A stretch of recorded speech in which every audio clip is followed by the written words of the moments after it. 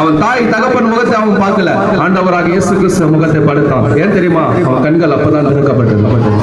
ஆண்டவராக இயேசு கிறிஸ்து இப்படிதான் ஒவ்வொரு மனிதனோட வாழ்க்கையில அற்புதத்தை செய்தாருங்க. என் வாழ்க்கையில அற்புதத்தை செய்தார்.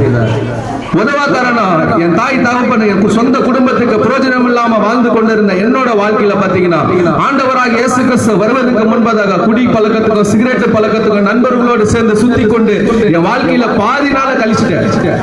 எந்த ஒரு வேலைக்கும் போக மாட்டேன். என் தகப்பன் கூட என் மேல வச்ச நம்பிக்கை எல்லாம் போயிடுச்சு. எங்க அம்மா கண்ணீர் விட்டு கொண்டு இருந்தாங்க.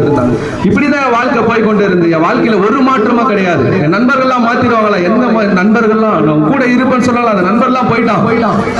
என் வாழ்க்கையில பாடுகளும் கஷ்டங்களும் தான் இருந்தது. ஒரு நேரத்துல எந்த ஒரு சூழ்நிலை என் வாழ்க்கையில அடுத்து என்ன செய்ய போறேன்னு கூட எனக்கு தெரியாதுங்க. இப்படிப்பட்ட ஒரு சூழ்நிலையில ஒரு சகோதரி மூலியமா ஆண்டவராக இயேசு கிறிஸ்து என் வாழ்க்கையில வந்தார். இயேசு எனக்கு அற்புதம் செய்வாரா? இயேசு என் வாழ்க்கையை மாத்திருவாரா? எனக்கு தெரியாது. ஆனா அவங்க சொன்னது, இயேசு உனக்கு சந்தோஷத்தை சமாதானத்தை